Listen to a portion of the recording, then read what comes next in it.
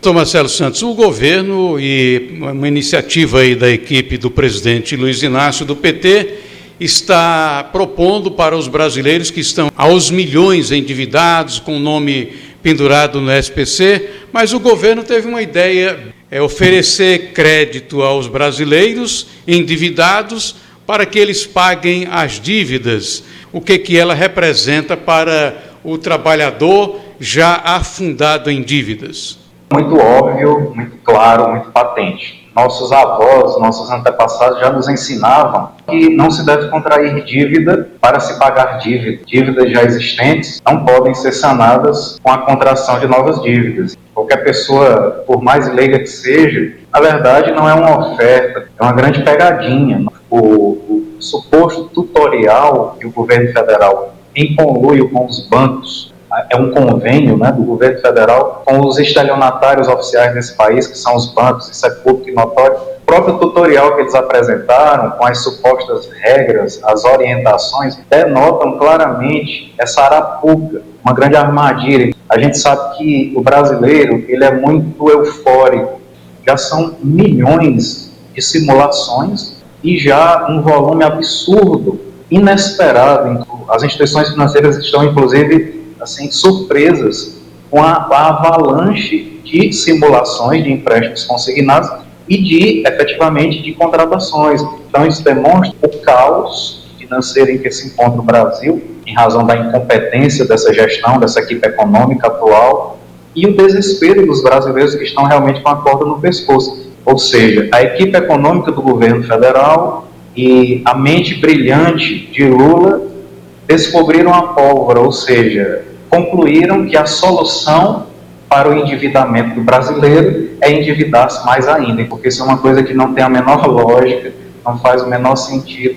Como nós dissemos, nossos avós já nos orientavam nesse sentido, a ter disciplina econômica, porque isso realmente constitui um verdadeiro suicídio financeiro e orçamentário. Contrair dívida para pagar dívida. A Confederação Nacional dos Dirigentes Lojistas, a CNDL, informa que a inadimplência cresce e atinge 68.111.000 brasileiros. O dado é de outubro de 2024. Dados já atualizados apontam que já são mais de 70 milhões de brasileiros que estão com o nome sujo, né, no SPC. A situação é tão complicada que a própria Gleisi Hoffmann chegou a dizer que seria o empréstimo do Lula, mas com a repercussão negativa nas redes sociais, ela inclusive apagou o vídeo. O atual governo lulopetista está exatamente fazendo do brasileiro uma cobaia. Do ponto de vista do direito, essa situação pode ter alguma reversão? Os setores sociais que sentirem que esse é mais um golpe eleitoreiro do atual governo,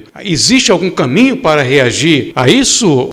Ivan, essa situação é de uma clareza tão hialina que não é necessário que a pessoa seja expert em matéria jurídica para perceber. As próprias taxas de juros que eles dizem ser acessíveis não são nada acessíveis, porque ultrapassam inclusive o limite legal de 1%. O desconto, que pode chegar até 35%, e veja, um detalhe importante, o próprio Código do Consumidor faz cair por terra toda essa propaganda enganosa que está sendo inclusive respaldada pela mídia. Faço questão de enfatizar a velha imprensa, a mídia oficial, que serve aos interesses escusos deste consórcio, desse conluio nefasto de poder que atualmente conduz os destinos do Brasil, não está esclarecendo. Nós estamos aqui. Se o senhor me permite, só para corroborar rapidamente, só o Grupo Globo recebeu mais de 300 milhões dos nossos bolsos, dos nossos impostos, repassados para o Grupo Globo pelo atual governo. Então, isso também acho que reforça o que o senhor está afirmando.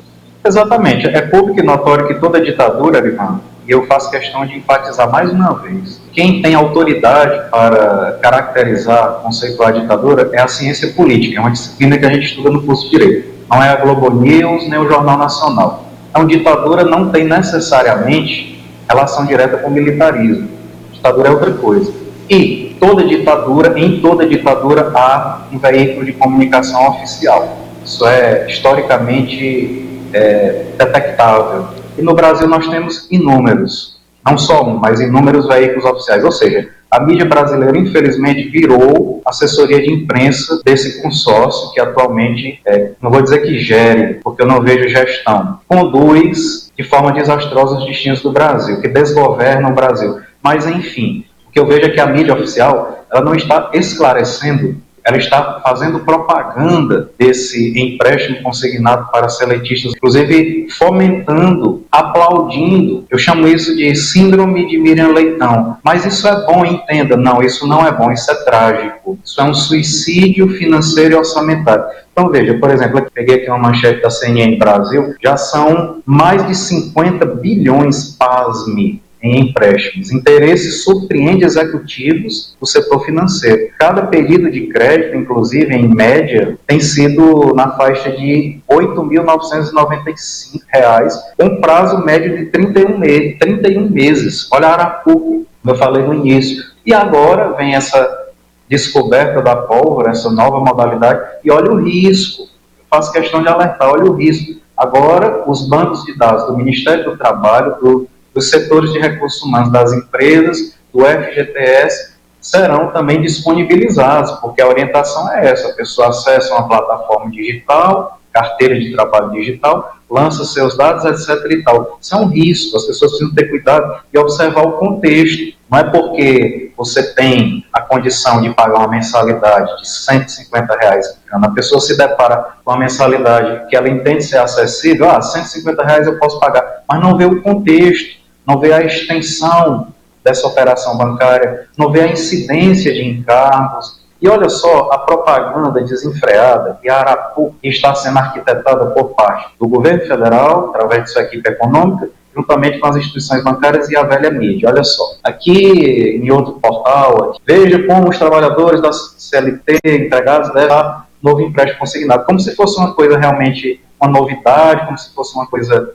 graciosa, uma coisa vantajosa, sinônimo de evolução, e de evolução de vantajoso não tem nada. Confira, aí vai aqui a relação de orientações. A pessoa precisa ter vínculo empregatício, carteira assinada há pelo menos 3 meses. Ora, o banco de dados, então, dessas pessoas estará disponível, passível, inclusive, de fraude, para contratações irregulares. O nome limpo, etc. Mas aqui, veja só, a margem consignável não pode ultrapassar 30% do seu salário. Sim, a lei estabelece isso. Até então, estabelece para servidores públicos. Agora, coisa nova, a gente precisa entender melhor essa regulamentação. E olha a venda casada, olha o golpe. A pessoa pode autorizar o desconto de até 30% do seu salário e também tem direito a um cartão de crédito consignado com até 5% do salário. Ou seja, já ultrapassa o limite legal e é uma venda casada. O Código do Consumidor proíbe isso com veemência. Você está contratando um empréstimo consignado, mas embutidamente as pessoas não são esclarecidas. Você está contratando uma outra operação bancária, a modalidade cartão de crédito, sem falar em outras questões que são realmente embutidas e omitidas do consumidor, como, por exemplo, parcelas referentes a seguros. A pessoa está contratando um seguro sem saber. Enfim, as instituições bancárias não perdem com isso e ainda ganham. Olha só, para que coisa mais óbvia, mais lógica do que você compreender, se eu sou correntista de uma instituição bancária e eu tenho numerários em depósito, o próprio nome, o próprio termo já esclarece. Eu tenho, vamos supor, R$10.000 em depósito numa instituição bancária. A instituição é depositária, é guardiã, o dinheiro é meu. Eu faço dele o que eu quiser. O que é que o banco faz? Ele utiliza o teu dinheiro, o nosso dinheiro, faz girar esse capital, obtém rendimentos absurdos com isso. O que é que está de fato a acontecer? E as pessoas não observam uma coisa tão óbvia. Os bancos, em conluio, não vou chamar nem de convênio, é conluio mesmo com o governo federal, vão emprestar dinheiro ao trabalhador brasileiro com o próprio dinheiro dele, trabalhador, porque qual é a origem dos recursos?